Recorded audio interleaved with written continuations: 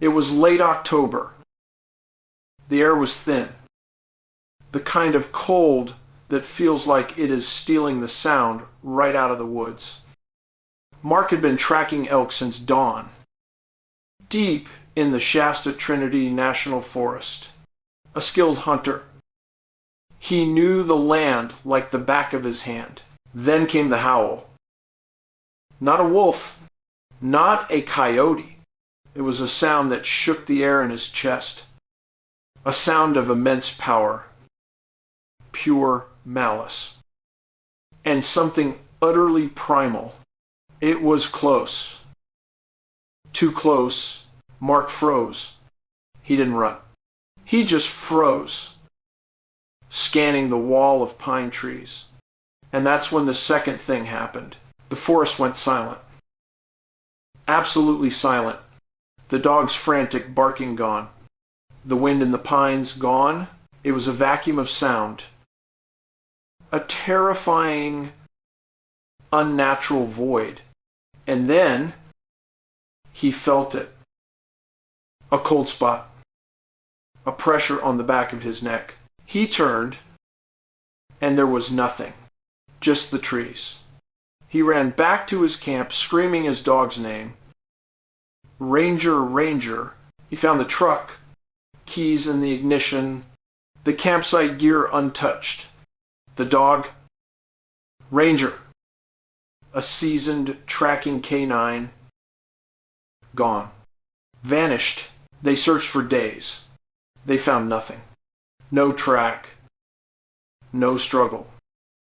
No sign of the dog's scent even getting a few feet away from the truck. Just the silence.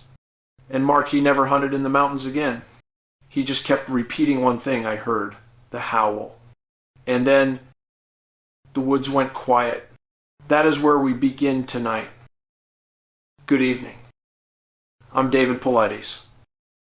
And thank you for joining me on the Missing 411 podcast. For over a decade, my team and I have been documenting clusters of inexplicable disappearances across the globe. In national parks, forests, and remote areas. We call this phenomenon Missing 411. And it's not just about people getting lost. It's about a distinct, repetitive set of circumstances, a profile that defies logic. Tonight, we are focusing on a specific, deeply disturbing intersection of that profile. We are calling this segment Bigfoot and the Howl, the creature connection. This isn't about grainy photographs or tall tales. This is about what witnesses hear just before or just after a disappearance. This is about vocalizations that simply do not belong in a temperate forest. And this is about how those sounds connect directly to the missing 411 profile points. I'm stating the facts here. Ladies and gentlemen, and the facts point to something truly bizarre operating in our wilderness. Let's look at two specific cases, two examples that fit this chilling narrative. The missing 411 profile is hard to satisfy. But when it is, the results are terrifying. Case 1, Dennis Martin. Great Smoky Mountains National Park. 1,969. This case is a benchmark in the missing 411 research. It was Father's Day weekend. 1,969. 6-year-old Dennis Martin was with his family on a hike. He was told to hide. As a practical joke, he hid behind a large bush. He was seen one moment, and when his father stepped forward, he was gone. A 6-year-old boy, in broad daylight, surrounded by his family. Now, here is where the howl comes in. A respected businessman named Dwight McCarter, who lived nearby, reported hearing an unearthly scream emanating from the area. He described it as a high-pitched, loud sound that was not human and not any known animal. It scared him enough that he remembered the exact time, 4:30 p.m. This timing is critical. The scream, the howl, it correlates with the moment of vanishing. Something happened at 4:30 p.m. and it involved an unearthly vocalization. The search that followed was massive. But here are the profile points that fit this theme: sudden disappearance and silence. The final nail in the coffin, the inability of K9S to track. The dogs were unable to pick up Dennis's scent even a few hundred feet from the last sighting. This is a common and inexplicable event in missing 411 cases. It's as if the scent simply stopped. Let's move to case 2, Stephen Kubacki, Michigan. 1,978. This doesn't involve a disappearance and death, but a disappearance and a bizarre return. 23-year-old Stephen Kubacki went out snowmobiling near Lake Michigan and vanished. His tracks stopped abruptly near the water's edge. The assumption was he had drowned or fallen into the frozen lake. Case closed. Presumed dead. But here's the unbelievable part. 15 months later, Stephen Kubacki walked up to his family's house in Massachusetts, 400 miles away. He was wearing the exact same clothes, carrying the exact same backpack, and saying only one thing: "I'm sorry. I don't know what happened to me."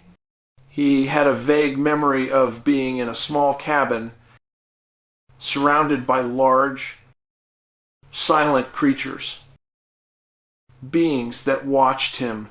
He recalled hearing a constant, deep, resonant thumping or pulsing sound, a sound that was more like a feeling in the air than a sound in his ear. Not a howl, but a sonic signature of something massive and non-human nearby. He had no memory of the 15 months. The profile points: abrupt cessation of tracks. Extreme mileage covered amnesia. And that non-human sonic element, these are not lost hikers. The common denominator in these cases is the disruption of the senses. The howl, the scream, the thumping, they are active events that immediately precede the disappearance. When people hear these things, they describe an immediate silence following the sound. The woods, a normally vibrant, noisy place, go dead. I'm suggesting that these vocalizations or low-frequency pulses are a sonic veil or a disorientation mechanism. It doesn't just scare the witness. It actively disrupts the natural environment. This would explain the inability of the K9S to track. If the entire local atmosphere is being sonically or physically altered at the moment of abduction, the scent signature may be annihilated. Another point: in an overwhelming number of missing 411 cases, the disappearance is immediately followed by rapidly deteriorating weather. The Park Service won't tell you this, but bad weather acts as a perfect natural security blanket. It forces searchers out, destroys nascent tracks, and gives the entity a window to move the subject. The entity responsible for these patterns has to be immensely powerful and hyper-intelligent. It must be able to move people great distances, and it must possess the ability to evade all detection, human and animal. And this brings us to the twist. The descriptions of the unearthly vocalizations match what is commonly attributed to Sasquatch or Bigfoot. But my research suggests this is not just an undiscovered ape. Let me introduce the theory that best fits all: the missing 411 profile points Bigfoot as an interdimensional entity. This is the only theory that explains the impossible. Like the abrupt disappearance and return of Stephen Kubacki, a Bigfoot entity operating from a different dimension or plane of existence wouldn't need to walk 400 miles. It simply steps through a dimensional portal. The subject is taken. The portal closes, and the distance is irrelevant. The scent molecules are removed from our physical space. The low-frequency howl is not just communication. I propose that it is the sonic signature of the portal opening or closing, an acoustic pressure wave used to manipulate the local environment. The sudden silence that follows is the environment reacting to this brief interdimensional tear. This creature is not just a myth. It is a terrifying, highly intelligent hunter that uses specific geographical features as its hunting grounds. I'm not asking you to believe in the supernatural. I'm asking you to look at the evidence.